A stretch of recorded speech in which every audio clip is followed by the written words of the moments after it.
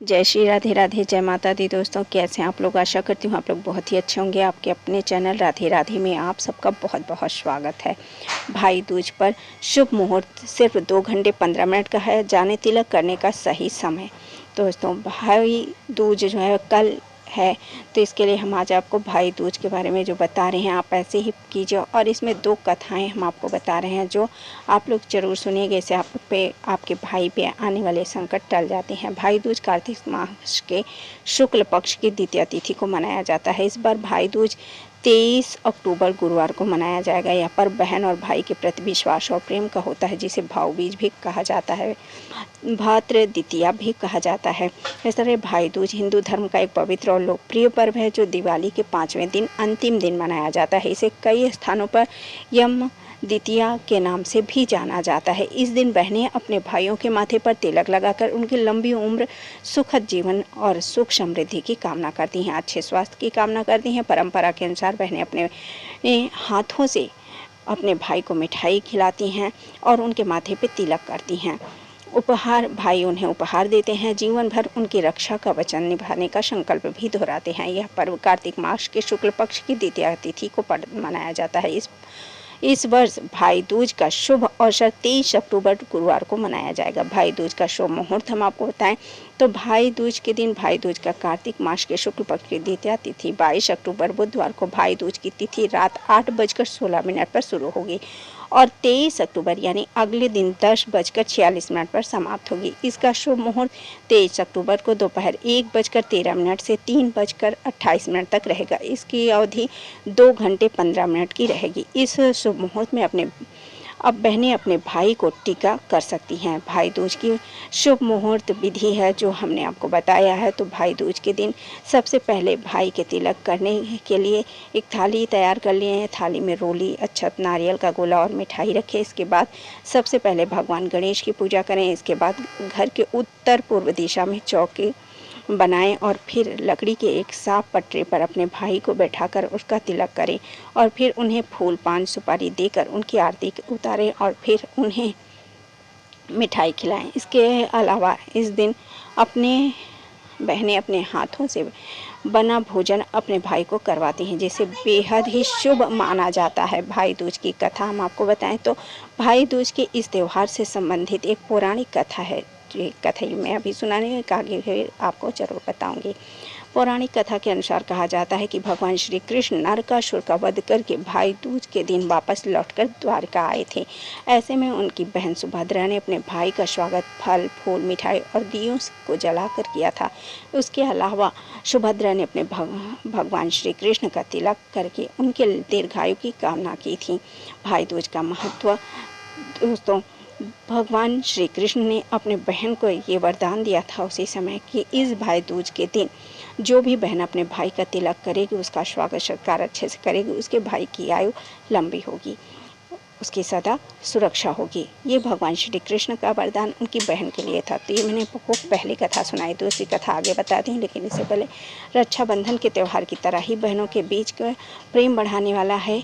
यह दूसरे के प्रति समर्पण की भावना और सुखमय जीवन के लिए किया जाता है। यह खूबसूरत त्यौहार भी है। भाई बहन के पवित्र रिश्ते और स्नेह का प्रतीक माना जाता है। कहते हैं कि इस दिन जो भी बहन विधिपूर्वक और शुभ मुहूर्त में अपने भाई का तिलक करती है, फिर पूजा करती है, उनके भाई के जीवन से अकाल मृत्यु का भय दूर हो जाता है, उनकी लंबी आयु होती है। भाई दूज को पश्चिम बंगाल में भाई पोष, महाराष्ट्र में भाऊबीज और उत्तर प्रदेश में इसे भाई दूज कहते हैं। नेपाल में यह त्यौहार भाई तिहार के नाम से भी जाना जाता है। दोस्तों, हमने आपको शुभ मुहूर्त बताया है जो कि 2 घंटे 15 मिनट का है। तो आयुष्मान योग भी का है, जिसका महत्व भी बहुत अच्छा है। तो इस बार भाई दूज के दिन आयुष्मान योग बन रहा है जो 24 अक्टूबर को सुबह 5 बजे तक रहेगा। धार्मिक मान्यता है कि इस योग में यम देव की पूजा करने से साधक को निर्भयता और दीर्घ जीवन का आशीर्वाद प्राप्त होता है। दूसरा हम आपको 2 बता चुके हैं, तीसरा हम आपको बता रहे हैं शिववास योग। इस साल भाई दूज पर शिववास योग भी बन रहा है, जो 23 अक्टूबर को रात 10:46 तक रहेगा। इस अवधि में भी भगवान शिव कैलाश पर माता पार्वती के साथ निवास करेंगे। ज्योतिष मान्यता के अनुसार शिववास योग में शिव परिवार की आराधना से सभी मनोकामनाएं पूर्ण होती है। इस पर भी आप अपने भाई का तिलक करेंगी तो ये भी बहुत ही अच्छा होगा। सौहार्द बढ़ता है, परिवार का आपका आपसी प्रेम बढ़ता है इससे। धार्मिक कथा एक मैंने आपको बताया कि बता रही हूँ कि धार्मिक कथा और परंपरा के अनुसार, पुराणों में वर्णित कथा के अनुसार कार्तिक शुक्ल द्वितीया के दिन यमराज अपनी बहन यमुना से मिलने उनके घर गए थे। यमुना से ने उनका विधिवत स्वागत किया, पूजा अर्चना की और भोजन कराया। इससे प्रसन्न होकर यमराज ने आशीर्वाद दिया कि जो भी बहन इस दिन अपने भाई का आदर सत्कार करेगी, उसका भाई लंबी आयु वाला और सुखी जीवन प्राप्त करेगा। तभी से यह परंपरा भाई दूज के रूप में मनाई जाने लगी। दोस्तों, हमारे यहाँ तो हमारी ननद जो थी वो अपने भाई का हाथ पकड़ के यमुना में स्नान किया करती थी और दीप जलाया करती। कहते हैं इस दिन यमुना का स्नान करने से यमुना मैया अपने भाई से उसके भाई की रक्षा की प्रार्थना करती हैं। भाई अपने बहन की प्रार्थना जरूर सुनते हैं और उसके भाई की आयु लंबी करते हैं। दोस्तों, मेरी माँ ने भी एक कहानी सुनाई है, जो कि एक बहन अपने भाई के लिए रक्षा और ये तिलक लेके जाती हैं और वो बोलती हैं कि, और यमराज बोले कि अभी इसके भाई के प्राण लेने ही वाले हैं। वो बहन अपने भाई को गाली देना शुरू करती है कि कांटे से अपने जीभ को छेदते हुए अपने भाई को बोलती है, कांटे से जीभ छेदती है और बोलती है कि मेरा भाई मर जाए। तो यमराज बोलते हैं चलो अभी जैसे ही ये तिलक करेगी वैसे ही इसके भाई को हम मार देंगे।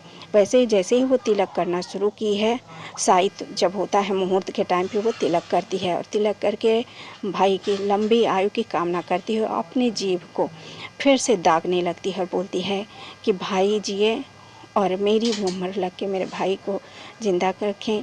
इस तरह से वो बहन अपने भाई के लिए प्रार्थना करती है। जब उनकी माँ बहनें पूछती हैं कि अभी तो तुम गाली दे रही थी, अभी ऐसा बोली कि बोली यमराज मेरे भाई को लेने आ रहे थे और जब शुभ मुहूर्त में मैंने उनका तिलक किया और उन्हें आशीर्वाद दिया तो उनको मेरा आशीर्वाद लगा और यमराज वापस लौट गए।